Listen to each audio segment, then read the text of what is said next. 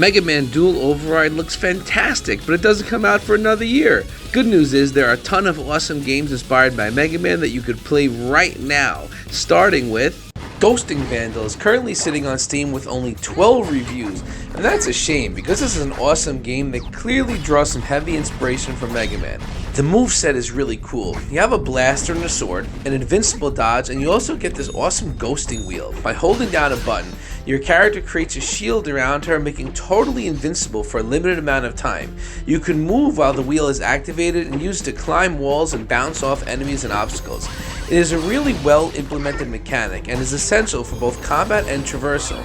You also have the ability to bash all enemy projectiles back with your sword. Put all this together and you have a really nice set of offensive and defensive options that make this game stand out. It also has a great sense of humor. There is not a whole lot of story, but you get some dialogue before bosses and in between levels, and it consistently made me laugh. The jokes almost always landed, and I really look forward to the banter between characters, which is just usually something I skip. The crab boss here just had completely ridiculous dialogue, where the main character comments on how he is rendered, and then he tries to make friends with her after the fight. It's just always good, silly fun. There are 8 stages here. You take them on in a linear fashion, and they usually include a few action platforming segments and 2 bosses. Besides the dialogue, the bosses are a lot of fun to fight. They have long life bars and nice varied attack patterns. None of them were too difficult, but they were all fun to learn. The game in general is on the easy side. Enemies drop health pretty frequently, and every level has a shop in it where you could buy E-Tanks. By the end of the game, I was facing the final boss with 9 E-Tanks in reserve, so it was basically impossible for me to lose at that point. Despite the lack of challenge, the game is still super fun, the movement is fast, and it just feels really good to play. Like any good Mega Man clone, you do get extra weapons. These were definitely the weakest part of the game for me. You have a special ammo reserve that powers up all of your sub-weapons, but they all just kind of suck. They are generally weak, slow, and just not as effective as your main gun. It's easy enough to switch between them on the fly with the shoulder button, but I just never felt the need to, and the game never provided me a reason I would want to. Despite the weak weapon selection, Ghosting Vandal is definitely a hidden gem. Its unique mechanics, fast gameplay, and epic sense of humor make it different enough to not just feel like a reskinned Mega Man, but feel similar enough that fans of the Blue Bomber will definitely want to check it out. Mibibli's Quest is a wild game that feels like Mega Man on LSD. This is one of the most trippy games I've ever played. The graphics are wild, they're flashy, and there's just a ton going on in every one of the levels. You start out playing as Mibibli, a mega pig with a fight against your rival, Crocodibli. The boss battle is ridiculous. Every time you take him down to about half health, he flies to his health bar, grabs it, brings it off screen, and comes back with a full health bar. I was honestly starting to get frustrated with this fight because I couldn't figure out how I could beat him. But then the fight just abruptly stops with a message that after fighting for hours, both of them just got bored and walked away, and then the level ends. That gives you an idea of the craziness at play here. There are all sorts of gimmicks and different level designs that are just completely out of this world. You have several worlds with levels you can tackle in any order. My favorite had you going into a club where all the enemies shoot arrows at you, kind of like Dance Dance Revolution. If you get hit by one of these, you have to press the appropriate direction to avoid taking damage. It was a really fun and unique gimmick, and every level is peppered with all sorts of jokes and similar scenarios. It's like a whole optional level of Simon Says, as well as a segment where you get pulled into a fighting game and have to spam Hadoukens to win. Then you make it to World 2 and the difficulty skyrockets. I died a few times in the first world, but then I just got stonewalled when I made it to the second world. The levels were hard, and some of the gimmicks here were super annoying. Like this one level where the controls are reversed. Super annoying, and I can't imagine anyone having fun on a level like this. However, the game does not have controller support, so I use Joy to Key to program my controller, and I'm kind of glad it doesn't just for this level, because the only way I was finally able to beat it is by going to Joy to Key, reversing my own controls, so then I had real controls during this level. There was also this world that combines my 2 least favorite gaming tropes into one: dark levels plus a timer. You have to run through this pitch black level that only lights up sporadically, but you have to move quick because the timer and there are death spikes everywhere. Just complete nightmare. Luckily, you can adjust the difficulty anytime, and I turned it down to easy, which made everything much more doable. These 2 levels were outliers though, and the majority of the level design was a lot more fun and so creative. It was always a joy to see what was next, even when you were dying for the 10th time on the same part. Like any good Mega Man clone, he also started to get 2 new weapons and powers after each level, but only in World 2. The weapons are kind of a mixed bag, but you get some cool things like an invincible dodge dash and a shield. Despite a few annoying gimmicky levels, this is a wild game that Mega Man fans will love, with a great sense of humor, multiple endings, and collectibles to find to expand replayability, as well as an unlockable insane difficulty, which I was way too scared to try, and it sells full price for only $6. Hargrave is a really unique game that has a Mega Man feel to it, but also combines elements of a precision platformer like Celeste and some light Metroidvania elements, which maybe makes this a Megavania? Your ship breaks down because it's out of fuel, so you land on a hostile planet and have to explore a bunch of rooms to get enough power cells to get your ship up and running. There's a central hub where you can enter 1 or 4 quadrants. Once you do, you are thrust into a series of rooms. Each one is its own little platforming challenge with lots of instant death and 1 power cell. In order to keep the power cell, you must successfully exit the room while holding it. The challenge level is high. I died over 100 times, but the rooms are small. Respawns are instant, and there is literally no backtracking, as you will always respawn right in the room you died or on the boss, meaning I literally never got frustrated once in this entire game. It really does a great job of providing challenge and also keeping you motivated, as success is always right there in front of you. It's a simple premise. The controls are tight and allow you to wall jump and have 2 different height jumps. By tapping the button, your character performs a little hop, which is going to be essential to get into certain areas. This is not uncommon for these games, but one thing that I thought was really cool was you could assign your tiny hop to a button, so you don't have to worry about using the wrong pressure when you're nervous about getting past a really tough jump. And of course, you have a dash and a wall jump as well. At the end of each section, you fight a boss. These are all pretty cool fights. The bosses have long health bars, and they also have armor that you need to break off before you can damage them most of the time. On the other hand, your health bar is tiny. You get upgrades to extend your max health, but even with it all the way up, most bosses kill you at most 3 hits. So I like this element, as you really had to master the bosses, and you only had a small margin of error to have any chance of winning. They get pretty bullet helly as well. However, very often you could destroy their shots with your own to poke holes in their patterns, to give yourself a little breathing room, and I thought that was really cool. And like any good Mega Man clone, each boss you defeat gives you a different weapon. While the bosses do not have weapon weaknesses, the extra firepower was handy, and also included some extra abilities like being able to break down certain walls and create little mini blocks to get over spikes. The Metroidvania elements were very light. The map does a great job of showing you what rooms you haven't collected the power cell in, and just beating the bosses isn't enough to trigger the endgame. You have to collect 60 total power cells, but exploring is really fast, simple, and fun, so it never felt like a chore when I had to get back to get some cells that I missed to complete the game.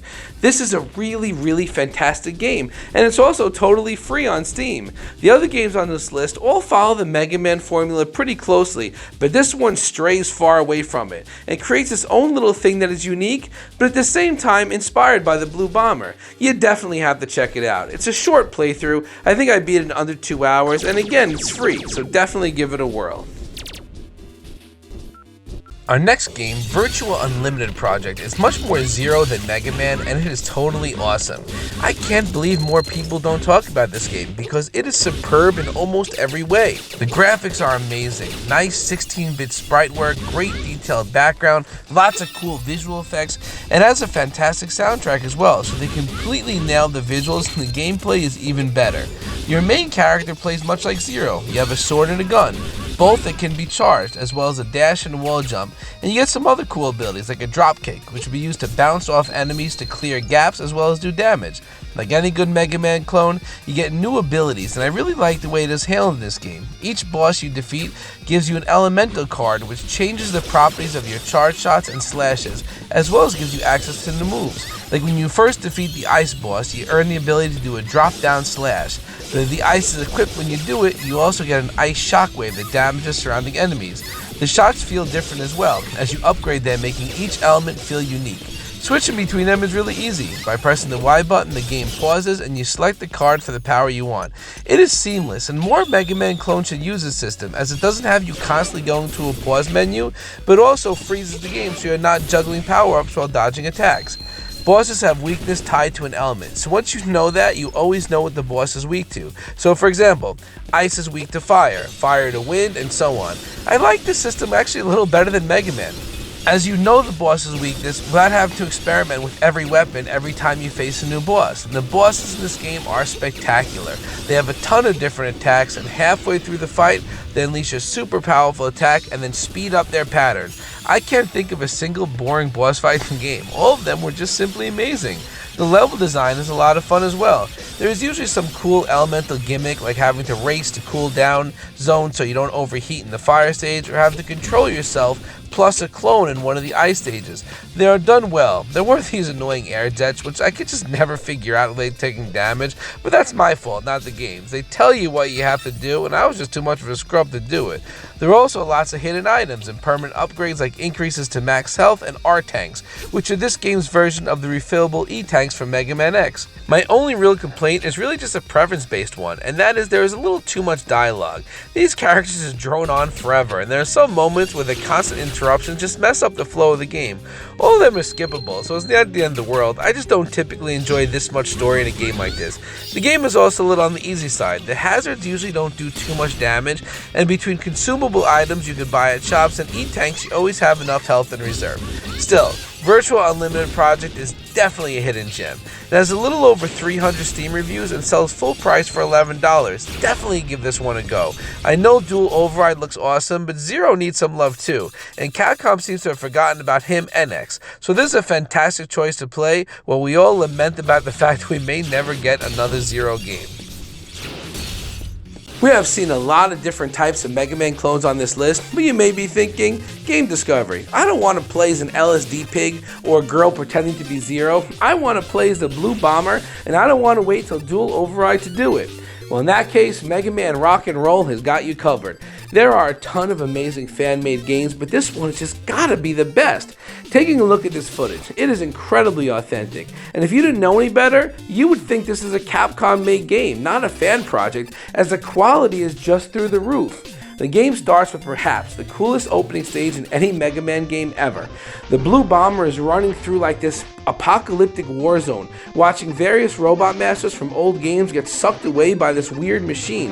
And then it comes for Roll. Mega Man, of course, heroically pushes her out of the way, but he gets himself trapped. Now what are we gonna do? Well, it's up to Roll to save the day. She dons some armor and invades a secret base to rescue Mega Man. It is such a cool level. You watch some of the other robot masters getting whisked away in pods to God knows where, but you eventually rescue Mega Man. The rest of the level plays out with both Mega Man and Roll making their way to the exit. It is just a masterclass of game design and sets the stage nicely for the events to come. You then are greeted to the familiar Robot Master select screen. You could freely switch between Mega Man and Roll between levels. Mega Man takes less damage, has a signature charge shot, and gets access to Rush, of course, while Roll has a double jump and later on gets access to Beat. Her double jump is invaluable, making her a little easier to get through the levels than Mega Man. And you're going to need all the help you can get because this game is tough. This is a game designed by Mega Man fans for Mega Man fans. And the challenge level is appropriate for veterans of the Blue Bomber. Now don't get me wrong, this is not one of those cheap, stupid Kaizo games where you're just dying randomly constantly. It's just a difficult game with incredibly well-designed levels and probably a little harder than Mega Man 9, but nothing obscene or cheap. The level design is truly spectacular. You get some Mega Man staples like the disappearing blocks and your token underwater level, but there are usually some new twists to the formula and some really cool gimmicks and environments. This castle stage looks more like something you'd see in Castlevania than Mega Man, but it's really cool to play, complete with robotic knights that throw axes and arrows at you. This stage is kind of reminiscent of Quick Man. These lasers instant kill you, but it's more about timing and knowing when to pop out than just running manically through. It was fun to navigate, and you'll see similarly high quality level design throughout the entire adventure. The weapon selection is also fantastic. My favorite weapons were the Dust Tornado and the little Ladybug drones. The Dust Tornado fills the entire screen and moves forward, sucking away most things in its path, including bullets and otherwise indestructible enemies. It's really valuable, and probably the weapon I use the most. The Beetle drones, or the Ladybug drones are these little things that fly around the screen. They shoot every enemy in their path, and if they collide into them, they do big damage. They were really fun to use. The boss designs are fantastic as well. Not only do you see some really unique designs like the ghost lady and the electric dude here. I don't know if he's really electric, but he like shoots lasers. It's just a cool looking boss. And there's even a dragon robot master, which is awesome. But besides the aesthetic, their patterns are really difficult, and all of them were a lot of fun to fight. Of course, knowing their weakness will give you a big advantage. Like the dragon boss is really difficult, but your bubble shield blocks his fireballs, and then you just pop it when he's nearby for big damage. And there's a bunch of secrets, like letters to collect that spell rock and roll, kind of like the letters in Mega Man 5, and hidden robot masters to rescue that assist you in the final level.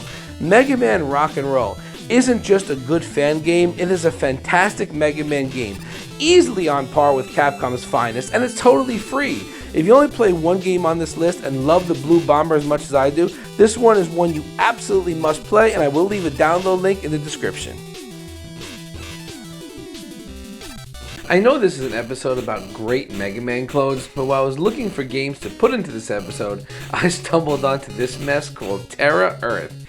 It is a Mega Man clone, but not one you must play. It's super janky, and I had fun with it, but in like it's a so bad it's good kind of way. The thing is, there definitely was some potential here. There's no story. You just press start and you can select from one of 6 bosses, all named after planets. I like the graphics. The characters all have that nice 8-bit look, and the soundtrack is really catchy, but the sound effects are abysmal.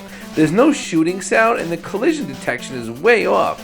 You shoot enemies and there is 0 impact. You know in Mega Man you get that satisfying pop when you hit an enemy? Here there's nothing. Some enemies don't even flash to indicate damage, but some do. It just makes everything feel off. You also don't even know when you get hit half the time. Sometimes there's knockback, sometimes there's not. You do get some iframes, but there was a couple of times I just randomly died and had no idea why. There definitely is a lack of polish here. I love how the ladders work. Once you climb up a ladder and move on to the next screen, you can just keep climbing, even after there is no more ladder. Like check out this section here. These little tentacles are coming to get you, and you can just skip the entire platforming section by gliding up a totally invisible glitched out ladder. And this is just not one example. Literally every ladder in the game works this way. Hands down, the weirdest bug I encountered is after I beat my 3rd robot master, a new boss appeared in the center. You know, like where Wily's castle would be. Could it be a glitch? A sub-boss? I had to find out. So I played the stage with 3 robot masters still left unplayed. I completed the stage and then the game ended. I was like, what the heck just happened? I just glitched half the game out of existence. I then went back and played the other 3 levels and tried the final level again.